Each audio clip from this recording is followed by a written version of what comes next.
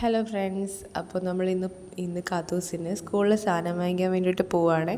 അപ്പോൾ സാധനം വാങ്ങിക്കാൻ വേണ്ടി ക്ലബ് ഷവായിലാണോ പോകുന്നതായിരിക്കും നിങ്ങൾ ആലോചിക്കുന്നത്. അതൊന്നുമല്ല ഗൈസ്, നമ്മൾ രാവിലെ വീട്ടിൽ നിന്ന് ഇറങ്ങിയതായിരുന്നു. അപ്പോൾ നമ്മൾ രാവിലെ അങ്ങനെ ഫുഡൊന്നും കഴിച്ചില്ലായിരുന്നു. കാത്തു ബിസ്ക്കറ്റ് മാത്രമേ കഴിച്ചിട്ടുള്ളായിരുന്നു. അങ്ങനെ എന്തായാലും നമ്മൾ ഉച്ചയൊക്കെ ആയതുകൊണ്ട് നമ്മളെന്നാൽ ഫുഡ് കഴിക്കാമെന്ന് വിചാരിച്ചു. അപ്പോൾ ക്ലബ് ഷവ നമുക്ക് കുറേ നാളുകൊണ്ട് വിചാരിക്കുന്നുണ്ട് പോകണം എന്ന്. അങ്ങനെ എന്തായാലും മന്തി കഴിക്കാമെന്ന് പ്ലാൻ ചെയ്തപ്പോഴേ അങ്ങോട്ട് തന്നെ തിരിച്ചു കുറേ ചുറ്റിക്കറങ്ങിയാണ് പോയത് കേട്ടോ.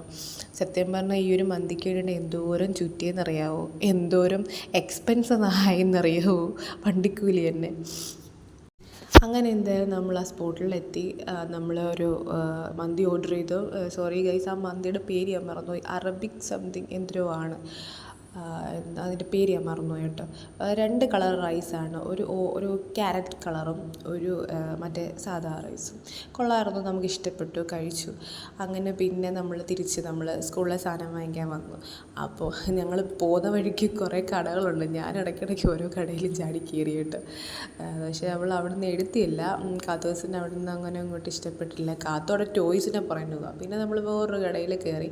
അവിടെ ഇഷ്ടംപോലെ കളക്ഷൻസ് ഉണ്ടായിരുന്നു കേട്ടോ. കാത്തു ചെന്ന പാട് അവിടെ എല്ലാം പരത്തിയിട്ട് കാത്തു ഓടി ചെന്ന് ഒരു ട്രോളി ബാഗാണ് എടുത്തത് കേട്ടോ. അതും എടുത്തിട്ട് വന്ന് ഞമ്മ ഇത് വേണമെന്ന് പറഞ്ഞു. ഞാൻ പറഞ്ഞു, നീ എന്ത് പുറത്ത് പഠിക്കാൻ പോകുന്നു, നീ വലുതായി കഴിയുമ്പോൾ നമുക്ക് ട്രോളി ബാഗ് നിന്നെ പുറത്ത് വിടാമെന്ന് പറഞ്ഞു.